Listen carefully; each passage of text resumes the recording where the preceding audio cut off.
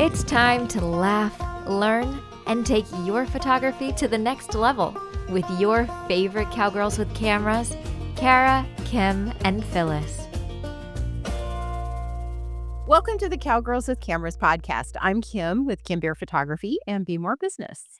I'm Kara with Fast Horse Photography. And I'm Phyllis with Phyllis Photo. Did you forget your name a moment there, Phyllis? Phyllis is like suffering from international jet lag. She's on jet lag. You just got home. Yeah, we need to really cut Phyllis some slack Yeah, today. please do. More than usual. So you've been off enjoying traipsing around the world since we last recorded an episode. You've been to Scotland and Iceland and Like literally living the photographer's dream. yeah. Yes, I have. I've been in the air and on the road and on the ground. Nice. I'm glad that you have made it safely around the world. I keep reading about all of these crazy plane things going on, and so I'm happy you're back on solid ground and stateside. Me too, but had good flights and got to see Sigrid in Scotland and do some photography for her and met some new people, and I'm excited about some of the new contacts I have in Scotland. So Yay. Yay! I love Scotland. I really enjoyed it. I know how much you love Scotland. Yes.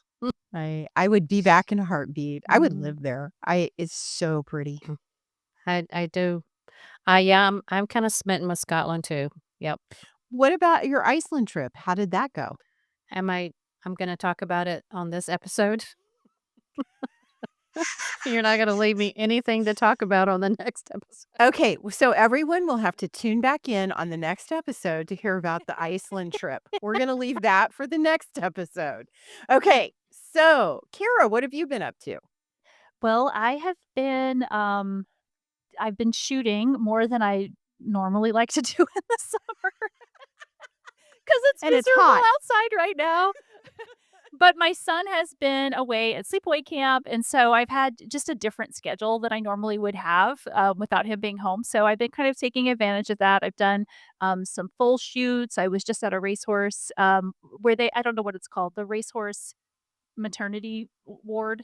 So I was just at a racehorse maternity ward with the breeding barn or foaling barn? There you go, the foaling barn. I was at the foaling barn, and I got to take a bunch of pictures there of their foals, which was fabulous. And then I've had some confirmation shoots, just filling in my time without having my kiddo here on summer, just staying super busy doing that sort of stuff. And then I've been really busy doing back end stuff, like getting prepped for fall, because this is my down period, getting prepped for fall. So I've been getting caught up on all my blog posts. I've been working on social media and also sending out my newsletter and that sort of thing. And I don't know if we were going to mention it on this episode or not, but Phyllis and I are also very excited to have been nominated for Best of Western Horsemen. And for me, it's a huge deal. I don't expect to win, but as a kid who grew up reading Western Horsemen and like begging my parents for the magazine every single month, and like, I just have these memories of reading this magazine and like cutting out pictures and putting them on my wall and taking the training articles and trying to like apply it to my, little pinto pony that I had to like make him the best that he could be. It's like following. I don't know if the people that are at the magazine today, maybe they do realize that the impact that it has on people and that it has like on people like me. Like it's just such a part of my history. It's not just you, Kara. I've been reading it way longer than you have. I just couldn't be more honored, and if it doesn't go anywhere, I'm okay with that, because I just feel so just really proud to be honored and all that good stuff. So I know Phyllis does too. Yay! For the third time. I'm so always honored, and I just I mean, it's an amazing honor just to be nominated. And what a great group. I mean, to be able to share it with you, Kara, and some of our friends. A lot of our friends are on there that it's list an too. incredible group of photographers and just brands in general that, just it's pretty special. So Yep. for those of you who are out there, I don't know when this episode goes live, but you can vote for us. One of us, you can't vote for both of us. You have to pick and choose. Sorry, No, you but you can can vote for vote both for of us. you can vote for us You up can until take July turns. 1st. And or any favorite photographer. There's a great, really, really beautiful Yeah. list on there, and you wouldn't go wrong for anyone that you placed your vote for. And if this episode is not out, that's the first round of voting. So if you Yeah. guys make it to the next round, then you can vote for them on the next round. So if you happen to miss this round, be sure to look it up. Does anybody have can they go to Western Horseman's website? Like, how Mhm. do they find it? It's just Best of Western. They can go to the website, or you can put the link in to vote in the show notes. But just We'll go to put that Western in the show Horseman, notes. and it Okay, says I'll make a note. at the top, it just says Best of Western Horseman, and just click on that, and it'll. And there's, I mean, it's horse products, it's colt starters, it's Western icons. There's all kinds of things to vote for. Yes. Awesome. Awesome. So go vote for either Phyllis or Kara or both of them. You can vote back and forth, back and forth, back and forth. And if you can't pick a favorite, go ahead and vote back and forth. Yep. And then before we jump into the episode, I just want to do a quick shout out. You guys know, especially with in person sales that I do as an equine photographer, I'm always on the lookout for products that are just kind of top notch and that really kind of set my brand apart when I'm working with my clients. And at the same time, have like a really nice customer service experience. Like I am a little bit of a diva where I like to be catered to when I'm reaching out to a company. Like I want a quick response. I want to make sure that they're going to handle the products really quickly and that when it arrives, it's going to look like it's supposed to look. So we have a new sponsor with Cowgirls with Cameras, which I couldn't be more excited about. USB Memory Direct. I've been working with them to help create some products for Cowgirls with Cameras and for fast horse photography. And our first shipment arrived earlier this week. And I wanted to show off our little. I'm gonna see if you can see. If you're watching the show, you can see we have these new little USB drives. They have the logo and they have that really important little click right here where it's magnetized to it. I think that's really important. So this is a really simple option that I chose for Cowgirls with Cameras, but this company has over 70 styles that you can choose from in terms of USB drives. It's what they specialize in. And they even have custom 3D like printed shapes. So I was trying to think we should really come up with something good that we could have 3D printed so we can have a unique Cowgirls with Cameras USB drive. But I just wanted to let folks know if you are like a lot of photographers where you have to deliver a set of images and you need like a memory product to do that, this is a really great option. It's USB Memory Direct. They provide custom USB drives that you can really personalize them with your logo, with your own text, with your images, and they have really cute packaging that you can couple with it as well. So if you like to stand out, if you like to make sure that your clients are getting the very best and you want something that's just kind of unique to your business, check them out. It's USB Memory Direct, and I'm going to put a link in our show notes. Awesome. Awesome. I like those. I like that. Is that like a wood? Yeah, Yeah. I just got a really simple kind of Mhm. rustic wood version.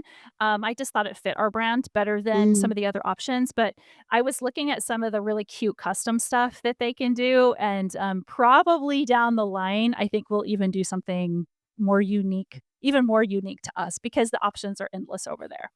Wow. Now my head is spinning with what we can do. Yeah, Like what could do that like would some be a little 3D? cowgirl hats or something, I was or I thinking don't a know, spur. I was thinking something with a spur might like a be boot and fun a because spur. it's kind of that shape, Yeah. like you could add a little like rowel I'll to the have to end get of with it my or contact over there yeah. and see what he can come up with.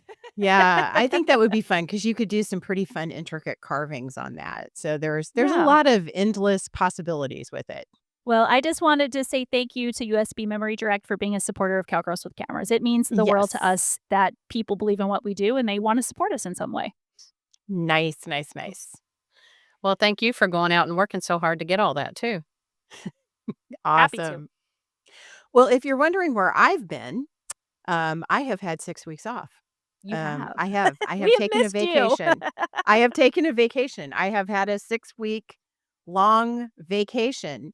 And the reason I've had a 6 week long vacation is because I had a major surgery. So I appreciate, I do want to thank everybody, especially Phyllis and Kara in here in my Cowgirls with Cameras family, as well as a lot of people in our community and a lot of people just out there in the world who supported me through this 6 week process of I had my uterus amputated. So I had a full hysterectomy and I went for, I can't do things small. I had to do the big one. So it was a full 6 week recovery. Tomorrow, as we're recording this, is my 6 weeks from surgery date. And it was actually so much easier than I thought it was going to be. And I do attribute that to the support that I've gotten, as well as a lot of prep work that went into me being able to do it. So a big shout out to all of those of you who sent me well wishes and cards and just anything that you sent my direction, emails. I've gotten so many beautiful emails and cards from people. So thank you, everyone who did that. And thanks, Karen Phyllis, for picking up the slack while I was off napping in my recliner and healing up and recovering. So I Well, we are appreciate so that. happy to have you back, but I have to say, like, you have been a champ because I don't know anybody who has gone through what you've gone through in terms of that surgery and come out of it, like, as quickly and, like, I don't know. I'm just, like, wondering if you have, like, a supernatural pain tolerance or something. So, well done, you. No, I have, like I said, a good support network. I think that's really important. The other thing I did was I swallowed my own medicine. I did my mental health work. I used my hypnosis and gestalt skills to really prepare me myself and my body for the surgery. And then I used those same mindfulness skills in my recovery. And I was able to do this with no narcotics. And I was able to bounce back really, really quickly. So I was really surprised at how well I was prepared for the worst and absolutely open to the best. So, and I feel like the best opened up. Even my doctor was a little bit shocked. She was like, "You just have really done well with this." So Are you hopefully I get an A+ tomorrow. are you already feeling better too? Like, I am. um, I am. There's still a lot of things that I struggle with. The biggest one for me right now is driving. I really didn't realize how much you use your ab muscles when you mhm, drive, especially a four-wheel drive truck in the country. mhm. And, it's hard, and everything here is 30 minutes, there and 30 minutes back, so it's an hour. And I'm able to drive an hour, but the first time I drove the truck, it took me 3 days to recover from driving my truck to town. So and my son has been, oh my god, he is the biggest rock star. Yeah. He has seen the worst. Like, you guys have not seen me when it was mostly before the surgery, I was really whiny.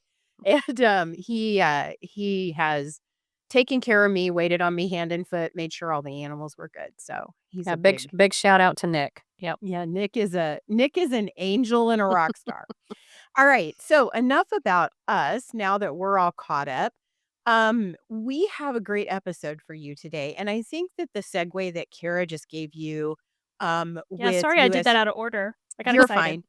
USB, yeah, she was very excited about it. USB Direct is to talk about vendors. And what our whole theme for the next two episodes, this one and the next one, is to talk about the people that we work with as photographers, because we don't live in a vacuum. We have to have our businesses and we have other places that either supply us or that, do things for us. There's a lot of that out there.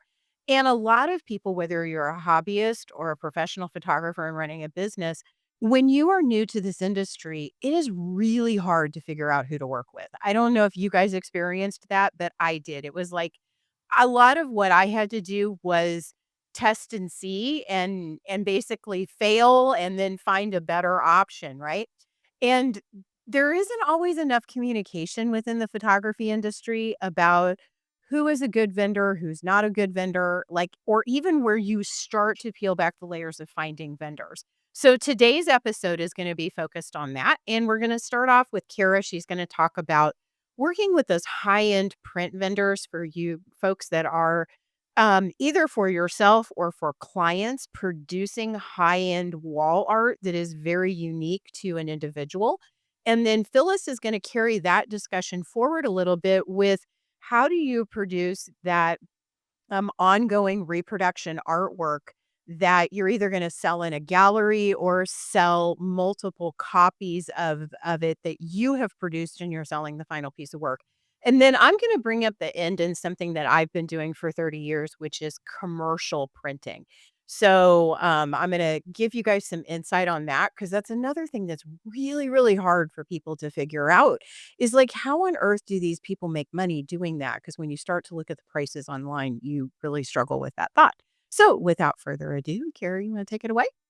So, as an in person sales photographer, I work with clients one on one, and my goal is really to create super custom and high end finished product of people and their horses or just their horses. So, one of the things that's really important to me is to find products, that my clients can't just walk into a store and order. So I'm looking for vendors that specifically work with professional photographers and that have the services and support system that backs that up.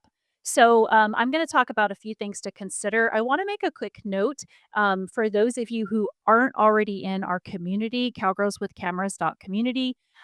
We have a section that is growing weekly that is on resources and vendors. And one of the sections that we have right now that we're adding to is print product vendors. So we have a huge list with links to websites that are there right now for anyone who's in our community to check out.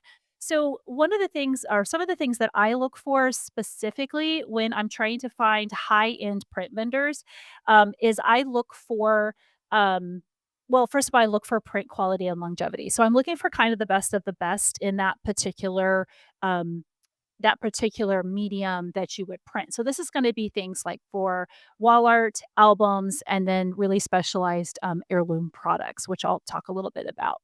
So the first thing I'm looking for is print quality and longevity. So I'm looking for companies that will have archival grade papers. That have color accurate printing, that have maybe something unique like hand torn edges, which you can't just walk into a store and buy that. Like that's really something that's their hands go on that and it's very unique. I'm looking for like, do I want to use canvas or do I want to use fine art paper? And I will work with a different company for canvas than I might work with for fine art papers. So there's a company that I work with called Guild Canvas, for example, that the only thing they do is canvas and they do it, I think, the best in the business. So you're looking for companies that specialize. I look for companies that might have multiple paper textures or finishes, such as a matte finish, gloss, or metallic, textured watercolor velvet. And then I want to be able to really make a selection about what I think works best with my work, what represents my work the best. I'm also looking for companies that have finishing details like UV protection, protective sprays, and just various coatings. This is really important for me. I'm in Florida. Our homes are very well lit with outdoor light coming in and sunlight coming in. So I'm looking for these different sprays and coatings so that the product that I'm printing on lasts as long as possible. My goal is not a quick turnaround. It is creating something that is what I call archival quality, which means that it's got a lifespan of 100 or 200 years estimate. And it's something that my clients won't just feel like they can pull it off the wall and put it in a yard sale or send it to the thrift store. It's something that's going to be passed down to the next generation. Other things I'm looking for are mounting options. So, do they offer options like styrene backing, mat board, foam core, or gator board? That also helps with longevity, but it also really elevates the presentation, which is really important to me. And then consistency in all of this is really important.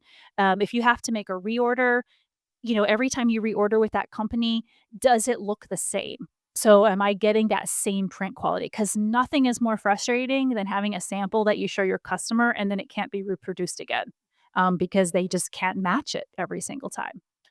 Other things that are really important to me that might be less important to other types of photographers. Presentation is really important to me. So I'm always looking for beautiful packaging, custom branding options. Like I like to be able to put my logo on things. I like to be able to do packaging that is my branding colors.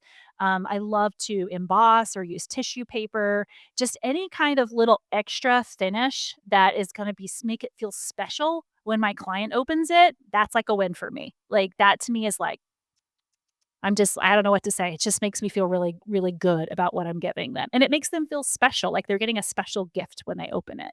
And I think that really reflects on my level of just client experience. So then I'm also looking for companies with product variety. So do they offer a lot of options to choose from? Um, it's definitely okay to work with multiple companies. Like I mentioned, a company that I work with solely for canvases. I have another company I work with solely for metal prints, for example, and another company I work with just for albums. But you might find it easier to work with a company that offers like a big selection, so you can kind of get all of the things that you want at once. So once you decide what types of products you want to offer your customers, then you can start kind of deciding which print companies are best for you that kind of meet all of your needs. But a big thing is um, how quickly do they respond to support calls? Are they easy to communicate if there's an issue? Can you actually speak to a human? I mean, that's huge. It's a big one. I can get frustrated so fast if I don't feel like I'm getting like a quick response for my clients. Are they proactive if there's a shipping or print error? Do they offer selling support such as extra trainings, webinars, or vendor resources? To me, this is really huge. First of all, the piece on the shipping. I have had pre-orders just flat out lost. And I will call the company and they will be like, it's lost. They will immediately send another order. And without me even receiving the other product, that because that's like somewhere out there in the world, because they understand how important it is that you're meeting your clients' needs as quickly as possible. And if a company doesn't do that, they're dead to me. Like they're gone as quick as can be because I don't have time for Dead to that. me. Like my clients need their product. But this other piece around like selling support and training and webinars and vendor resources, the companies that want you to sell their product will sometimes be really good about giving you extra tools to do that. So things like the language to use to talk about their products, they'll give you pre-done language to use. I have a company that I work with that gives even like suggested retail price. Like here's a suggested retail price, which is so nice. Like it gives you a starting point, right? um, Companies that will give you like mock-ups of their product that you can put your pictures in so that you can show your clients what they look like. That's all an added bonus for me. Two other things that I want to talk about. The first one is sample policies, sample pieces and trade discounts. Um, you want to be able to create studio samples potentially or have samples to show your clients when you do what I do. So, reaching out to the company, do they offer free or discounted sample options so that you can have something in your hand to show your client? My studio that I'm sitting in, I'm looking across, I have tons of like sample pieces that people can pick up, they can touch, they can look at, and then make an educated decision about their investment. Um, and then the other piece of that is can you put your own images on those samples and not just get like a generic sample from them? So those are things that some photographers might not even know you can ask about. And then the last little piece is the ordering process easy to use? Like, does it integrate with any other sales tools that you have? For example, if you design albums, you might have an album design software. Does that print company integrate with your album design software? Or if you use an in-person sales ordering software program, does do they integrate with that? So those are little things you can look into, but their online ordering system should be easy. If it's really tricky, then you have to weigh if that's worth it to you because it can be very frustrating. That's really all I wanted to put in that section. Do you guys have any questions or did that I fit the remember when bill? I did weddings, how crucial this part of the Mm, process yeah. was and how important it was after the fact. And I shot weddings on film. And I can remember being very, very specific about my proof books that I gave my brides. Like, the proof book had to be spectacular, and it was interesting because you didn't have the internet you didn't scan photos into the internet. God, I'm old. You had, like, this physical album that you put together as the photographer with all the proof images, and honestly, it all started even when I very first talked to the brides and sat down with them, and I love the fact that IPS and photographers like yourself, Kara, have brought that level of experience and quality to the equine industry, because I'm gonna tell you, back then, that wasn't there in the equestrian industry.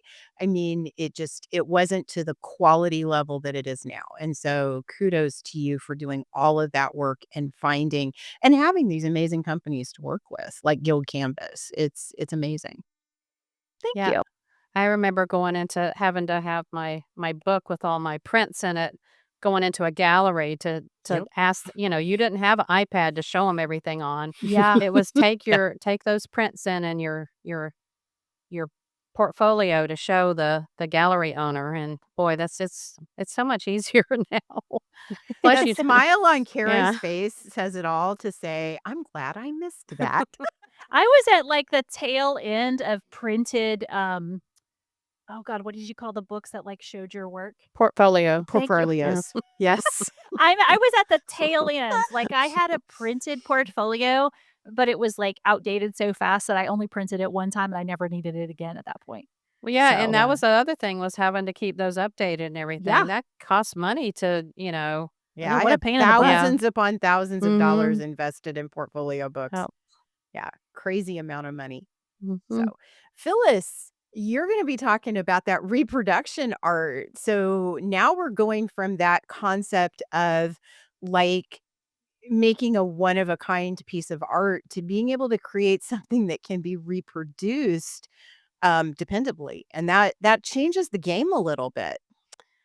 Well, yeah, do you should I talk about I mean, I think something that when I started first selling, art, fine art, and then I got, licensed by the big, publisher of home decor, there was such a big back and forth about from some of my friends about no, no, don't do that because that's basically what you call open edition prints. It's not Yeah. you're it's the definition of that is selling unlimited number of prints that can be sold, and of course that does kind of it means a lower price point. Is that because it's accessible to more buyers? It's more affordable. There's a wider audience reach. It's easier to reproduce, obviously. Uh, it's of course there's cons to that too. You've it sometimes and that's what my friends were telling me. Well, it lessens its worth because you can print it over and over and over again because it's not like limited edition prints where it's a fixed number of prints are made. Once they're gone, they're gone. Editions are usually numbered and signed. There's pros and cons to either one. For me, I went with the open edition print, so that's where I am right now in my life, my career. I did not do the limited edition prints, and it's worked out well for me. Uh, Part of the reason was I don't have those kind of contacts that some of my friends had, and they were in a better market, uh, where photography was more known as, art, and they were able to market it better than I was, able to. I live in a little town, it's totally different. It's just 2 different ways to do things. One's not, doesn't make one right and one wrong. Um, No, and I do wanna say something. I have done limited edition prints, and I did too and for a little bit. yeah, It's and too much work. I sold through a company that I don't even know even if they exist any longer called Western Images. They used to do a lot of the expos and Mhm. shows and stuff. It was high-end kinda art stuff, but the limited editions were hard. Like, Mhm. it felt awkward as a photographer to do limited editions because it's a different process, you know what I Yeah. mean? So, I get it. I would have gone with the open editions too Well, if yeah, I I were you. mean, I mean, it does you are able to get a higher price point for it, but you've gotta really, it requires tracking, you've gotta manage your inventory, you've gotta and your Yeah. edition numbers. You really need to have the Which certificate's there are authenticity great on there. software, I think, out there Yeah, for there that is. now, Yeah, but yeah. I do. I yeah. think there is, but it's also still painful. Like, Yeah. it's a painful thing to do. It Well, requires extra effort, it and I don't know does. if that financially it's worth it. But that's an argument we could probably spend a whole Exactly. Yeah. episode having. Well, for me, once I was licensed with the publisher, it obviously didn't work because Yeah. they're hoping to sell Tens quantities. of thousands. Yes, and which it has worked out well for me. So I'm glad I went that direction. It worked out for me. And but I don't shoot somebody that decides to go a different way than you do. Yeah, Right. Because everybody's gotta make their own choices. exactly, it's not for everybody. Everybody needs to make their own choice. Um, so anyway, Kara kind of covered a whole lot of what I know when I put work in it's different. It depends on where the gallery is. If the gallery is going to be in Colorado, then my work is the prints I'm sending are going to be more upscale. If it's here in my little town, then they're going to be more low scale. Does that make sense? What I'm saying? I don't Well, know, yeah, you you're the trying to Vampire Diary people don't spend a lot of money, Phyllis, like, what the Mm, hell? Well, I you think that there is a print company out there for all of the different types of products that you're exactly. trying to Yeah. Yeah. create. And I think what you're talking about is something that might be like a lower priced It client, like it not a lower priced client, but your price point has to be lower for it it to be has to be sold. and it has to be competitive. Competitive. So you've got Yes. to choose a company And that has a price point that works for that. that I can upsell. I can't, Exactly. and You have to be able to mark it up and if still I'm sell it. already spending $1,500 for a piece of art to go in the gallery, then for me to make any money off of it, I've got to triple that at least to make something off of it. Yeah. Well, nobody in my town's going to pay for that. Maybe in Colorado they might. I don't know, or Arizona, but anyway, I think, and it depends. If I'm working with an interior designer, they want a more upscale product. So, they're wanting fine art papers. They're wanting rolled. They're most of the time, or at least so far with the ones I have worked with, which I worked with two pretty high end interior designers the past 2 years. They're wanting fine art papers that are rolled that they can get framed themselves. Because they usually have a local framer wherever the customer is that they're getting that done, because if they're having to pay for that, then they're not being able to upsell their stuff either. So I think that's the biggest thing is look for the giclée This is print good. giclée printing standards. You want, of course, and it's just like Kara says, archival, fade resistant, professional grade. All of pretty much everything nowadays is that way. I don't think any printer is going to be in business that's not giving you that.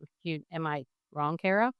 Say that again. I think pretty much any printer or that is worth their salt is going to have professional grade finishes that are going to be archival, fade resistant. Not Not everybody. necessarily. I think Oh, that there's a level of print product that is more like just at kind of every consumer level, mm-hmm. and it's definitely made at a lower price point. And Mm. because I have purchased canvases, for example, from this end to this end in terms of quality, and there's Mm-hmm. a marked difference in the way canvases, for example, are made. With how they're printed on top of the canvas versus infused in the can. There's like a whole Yeah. process difference. So Yeah. I think there's a big difference in the calibration of the way they're printed, the quality of the papers. Just there's a whole level. So it's really just comes down to I think what works budget wise for your markup for what your end price point needs to be. Yeah. You have to make a sacrifice somewhere. Yeah. Well, I guess for most of the interior designers, I've been working with Bay Photo a lot because they do offer a lot of different uh, fine art prints, Yeah. papers. So, but yeah, there's so much of what I'm looking for in a printer is pretty much the same thing what you're looking for. You want a good turnaround time. In my case, I want to know that they can drop ship. Because most of the time it's not going to come to me. It's going to go straight to that Right. client. And Um, probably that they have a drop ship option that doesn't what is that called when it doesn't White show where label. Thank you. What is it called? White label. White label. Has Well, a yeah, white label they're option not is yeah, really they're not important. yeah, they're not putting my invoice or anything in there. Yeah. Right. Yeah, and then you also because a lot of times I'm ordering very large prints, you wanna be sure that they have the right they either build a crate for it or they have something that you know that it's gonna get there in one piece and not have any issues. Because I have had a couple of times where I had a piece that went a very large piece that went to California. The client said it was damaged. Luckily, I worked with a printer just like you did, Kara, that as soon as Yeah. I called them, they immediately sent them a new one. So, and they don't ask you to send back the one that was damaged. They take your word for it. So, and that's exactly the kind of printers you want to work with is somebody, that's gonna work with you and make everything right if there is a problem on either end. Um, I think Kara kinda I think for me personally, also a biggie was I like to work with printers that have customizable options. In other words, it might not be a standard print size. I wanna know that they can if I wanna do something odd like I don't know, a 45 by 62, then I can print that. And not every company will do that. So that's that I want to be sure that they can handle both small and large sizes. And very importantly, customizable options is on their website or if I talk to them in person. I have a I also sell through Fine Art America. That is a little bit probably not as high quality, but I give people that option. If they can either go there and order and have it done, and me not have to worry about dealing with that part of it, then that works for me too. So I may not. I actually go in and make those prices, and I when I enter the artwork and I tell them exactly what I want to make. So they're not their part is coming on top of that. I'm getting exactly out of that order what I put in I wanted. Um, and like Kara said, is make sure that the ordering process, no matter where they're ordering from, if it's directly from you, or if the customer is going online and doing the ordering themselves, make sure that the ordering process is smooth. Um, excuse me. I guess we already talked about large format. International orders was a big one. I wanted to make sure that they do that whoever I'm dealing with does international orders because I do quite a few international shipping orders for especially around Christmas time. And sorry, I think I'm trying to get sick from my last trip. Um, and again, it's like you said, it's making sure that it's packaged and protected well, and they have reliable delivery. Um, again, just talking about prices reasonable for the quality. Can you mark up and still offer competitive rates to your clients, or if you're putting in a gallery? I like to work with people. A lot of times, some of them they don't really, unless you do a lot of business with them, they don't give you any exclusive pricing or sometimes there might be volume discounts. So that's another thing to look into is do they offer pro photographer prices? And like Kara said, customer service is a huge one. Are you easy to reach? Are they easy to reach? Do you speak with a person? How responsive is their support team? Um, what's their policy on reprints and handling damage? I think we kind of already talked about that. Just I think find a printer that matches your brand and stick with them so that you have consistency across all your orders. I think is a good one. Just like Kara has, make sure that they have consistency in their orders, and then you can stick with them so that you have the same. Yeah, that's about it. That's a lot. That's a Yes. lot of good advice. It's a I'm lot just of I'm good trying to get it out before my voice cracks. So before your voice quits you. yeah. Yeah, I mean, I do think that the only thing I would ask you, Phyllis, is do you have any companies that you work with that give you discounts for doing multiples of the same project on the same run, like ordering 10 of something or 5 of something or even 3 of something that you're gonna put in a gallery that you know is your best sellers? Do you ask for a discount? Is that common in the companies you work with, or are you mostly doing one-off and then based on what people order? Sometimes you can, if you're able to, sometimes they run sales and you can wait till you can drop into that sale. But in general, I don't ever order 3 of the same thing Okay. because You're mostly I'm just one at a time. I'm wanting to because I don't want a lot of inventory sitting around. I'm trying to order things that I know is, either they've been asked for by a client or they've sold. Of course, I've had things that sold great and I put it in the gallery and it just sits there and it may have sold 20 times before and then I'm like, this has been a great seller. I'm going to put it in the gallery and then it just sits. Yeah. So, I mean, who knows? It's Yeah. hard to judge what people will buy. Right. I know And I've worked on that before, and you and I have spent many hours discussing that. well, yeah, and things that I'm passionate about, an image that I may be passionate about, nobody else cares about. So, Yeah, so I need to, a lot of times I can't get too attached because it doesn't speak to them anybody else the way it speaks to me. So, absolutely, mhm. absolutely. Well, the bridge and the gap that, goes from Kara, who's doing very specialized work for one individual client, to Phyllis, who's doing reproduction work, then my career has been built around commercial printing, which is large quantities of reproduction, but it's usually large quantity reproduction of something that nobody is gonna keep. So, things like brochures or, and when we're talking specifically about printing, and those images do get used other places digitally, but we're kind of focusing this in on print vendors because websites are kind of other people's responsibility to get the images on there. So, I don't know how many thousands of brochures I've designed, flyers I've designed, walk and talk books, images that people sign and give out in like horse trainers and clinicians. Like that's something you have to reproduce over and over again, and they autograph it and sign it and hand it off to people. That was a thing. I don't know if it's still a thing, but it was a thing. I used to do a lot of those. And, you have to be able to work with a company that will allow you to do large quantity printing. And, the thing is that, first of all, let me back up a second. All of these things that we've talked about today, they're income streams for your photography business.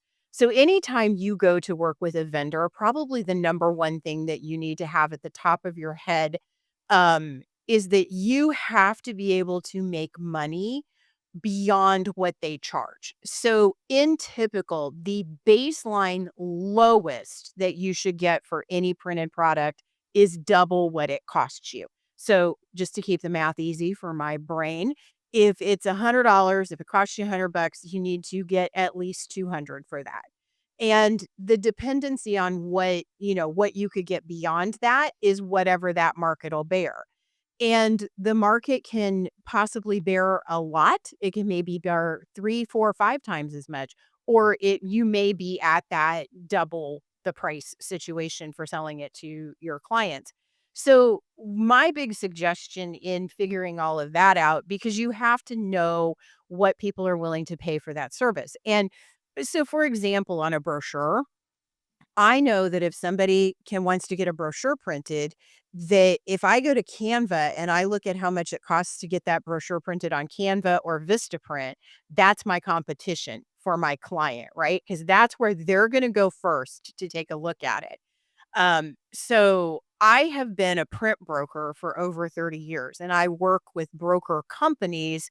And they call them in the industry, we often refer to them as gang printers. And I don't know, that brings this really interesting visual to my brain of like a gang printing at a big press. But it's talking about the jobs. Like the big print houses, they put multiple jobs on one sheet of giant press paper and then they cut them out, and so the press only runs once, but the press may have, you know, 300 people's business cards on it. So they have that one run and then they get 300 times what that is, and there's a whole process to it. So in order to get that level of pricing, and I know there's a lot of you really interested in graphic design that listen to the show and interested in making this part of your business, and when you work with commercial clients, it's expected. But the thing is that when you do that, you get the large quantity printing, get a reseller account where you get special pricing. And it's pricing designed for you to be able to double it, triple it, quadruple it, and be able to make money. Um, so the things that I'm talking about here again, they're brochures, they're walk and talk books. I do a lot of those. Leave behind books. It, you know, big catalogs. I've done a lot of catalogs in my lifetime. Catalogs are a whole can of worms when you get into them. Some people do like a printed magazine that they use to sell stuff. I mean, it's an amazing amount of things that you can get into in this type of an industry. So, the number one thing is look for that additional income stream and then find a company that can support you in that. So, another thing you need to keep in mind, and Phyllis mentioned this, is international. So, some of us only sell in the continental United States, which is great. But if you need to ship stuff to Alaska or Hawaii, that is going to cost you more money. So, you need to have a company that you're prepared to do that with. Also, if you're gonna ship to Canada, Canada is really problematic in that you have a whole customs thing you have to go through. I mean, it's crazy, and Canada's customs is the hardest to get through in the entire world. Mhm. Canadian customs are hard.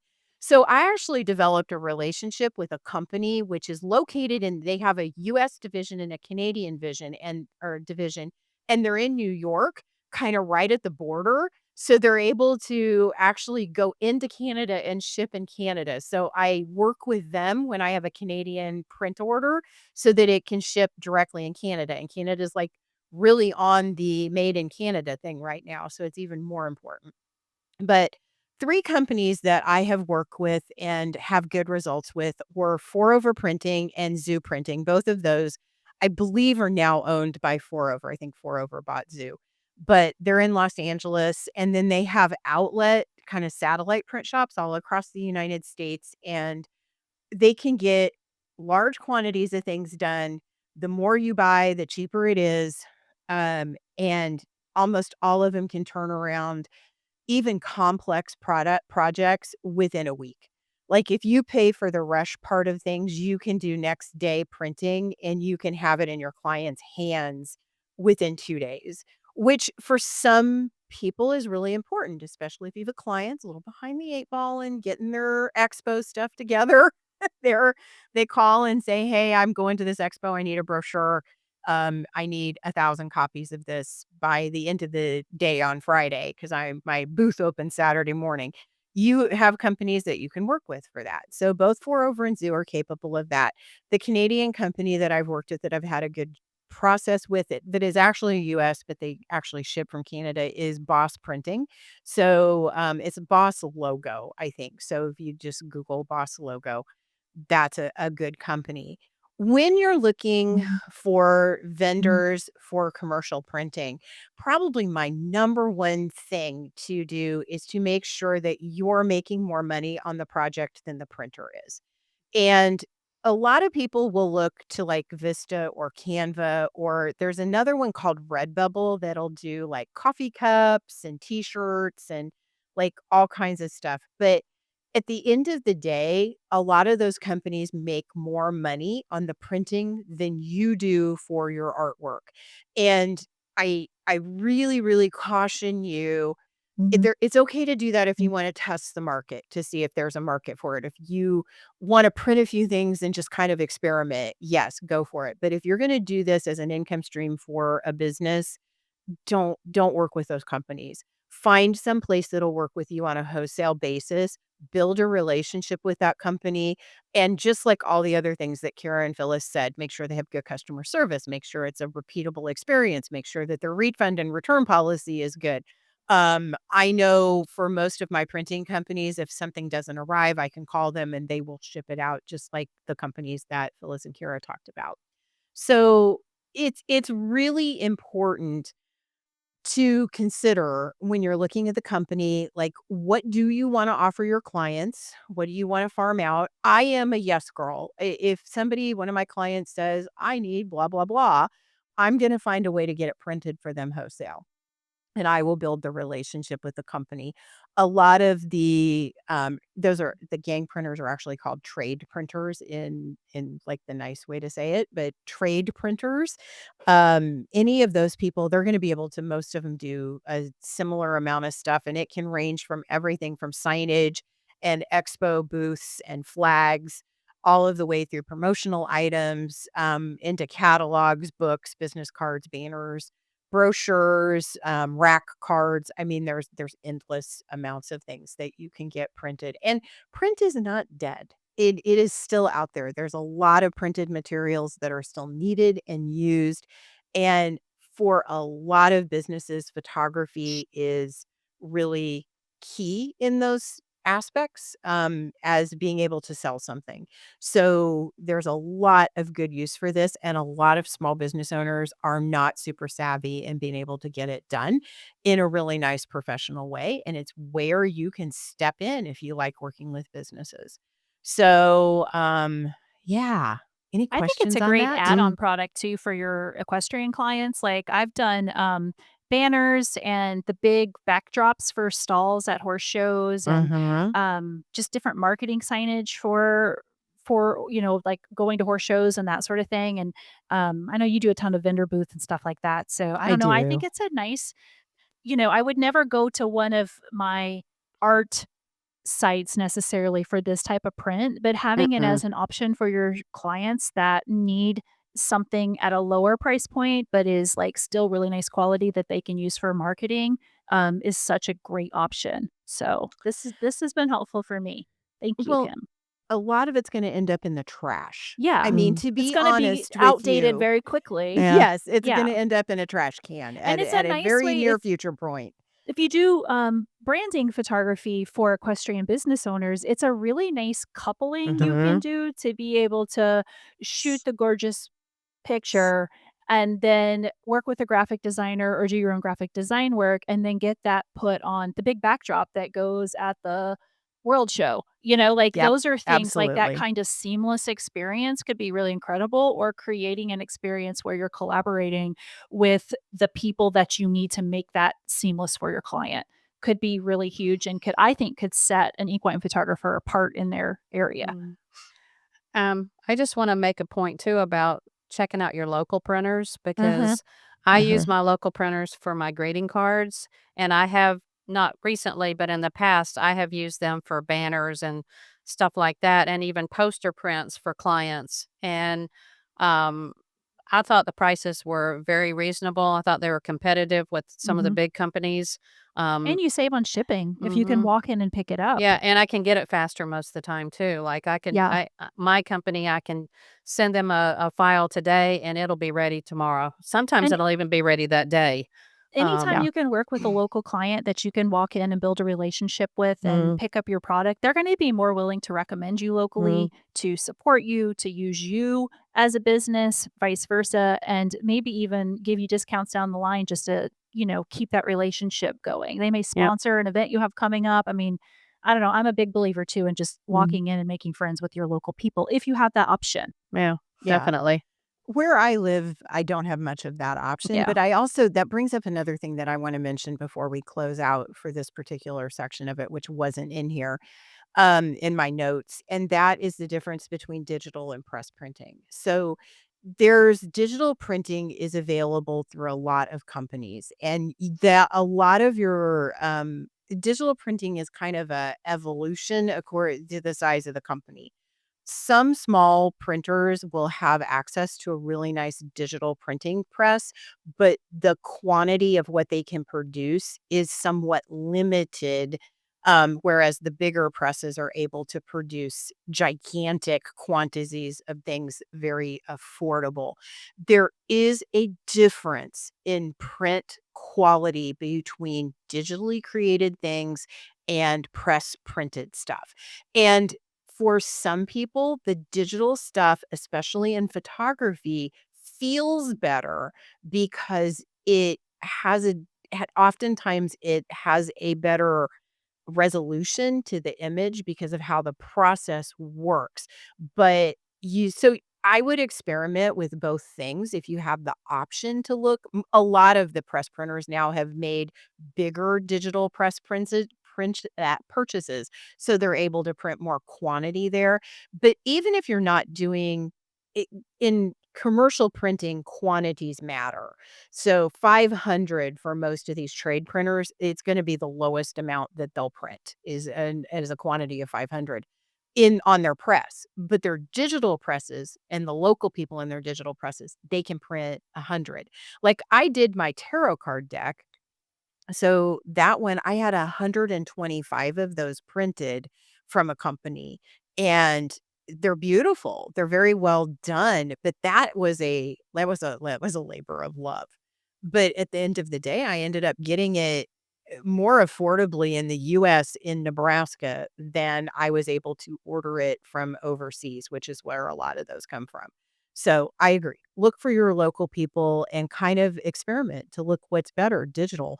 My deck is printed digitally, and I think the art looks beautiful on it. Awesome. All So right. Are we wrapping this up? I think so. All right. Well, this was a really detailed episode. So, thank you everyone for sticking around.